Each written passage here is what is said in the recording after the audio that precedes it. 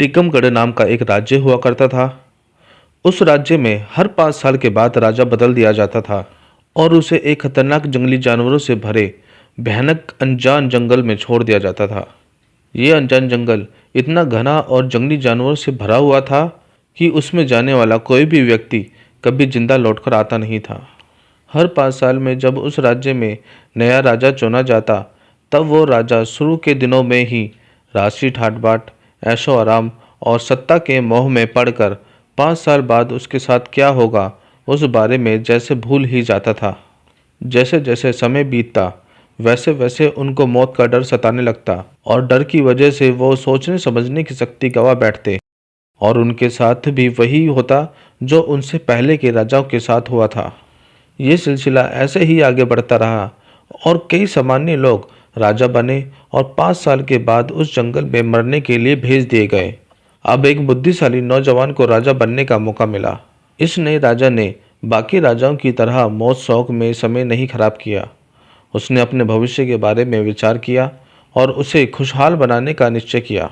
राजा ने अपने सैनिकों को उस भयानक जंगल के बारे में पता करने के लिए कहा। जल्दी ही सैनिकों ने उस जंगल के बारे में पता लगाया और राजा को कड़ी सुरक्षा के साथ उस जंगल को दिखाया गया। वहां पर कई लोगों के कंकाल मिले जो भूतपूर्व राजाओं के थे। नौजवान राजा ने बड़ा सोच समझकर एक योजना बनाई और उसके हिसाब से अपने लोगों को लगाकर जंगल के सारे पेड़ धीरे धीरे से कटवा दिए। वहां जंगल के कटने से जानवर दूर जंगल में चले गए और बचे कुचे जानवरों को उसने दूसरे जंगलों में छुड़वा दिया। 3 सालों तक जंगल कटवा कर वहां पर राजा ने एक आलीशान महल बनवा दिया।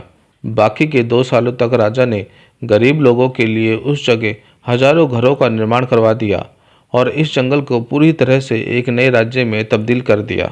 जब इस राजा का 5 साल का कार्यकाल खत्म हुआ तो नियम के मुताबिक उसे उसी जगह भेज दिया गया जहाँ पे पहले जंगल था।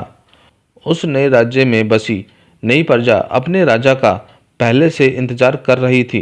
वहां पर जाते ही इस नए राजा का बहुत भव्य स्वागत किया गया और यह राजा सिर्फ 5 सालों के लिए नहीं बल्कि हमेशा के लिए राजा बन गया। दोस्तों, छोटी सी यह मोरल कहानी हमें जिंदगी का बहुत ही महत्वपूर्ण पाठ सिखाती है। कहानी हमें सिखाती है कि कैसे हम हमारे जीवन में छोटी मोटी खुशियों में डूबकर अपने भविष्य को खराब कर देते हैं। अगर हमें कुछ समय के लिए खुशियां मिलती हैं, तब हम भूल जाते हैं कि हमें हमारे भविष्य को भी खुशियों से भरना चाहिए। इसलिए भविष्य के लिए काम करते रहिए।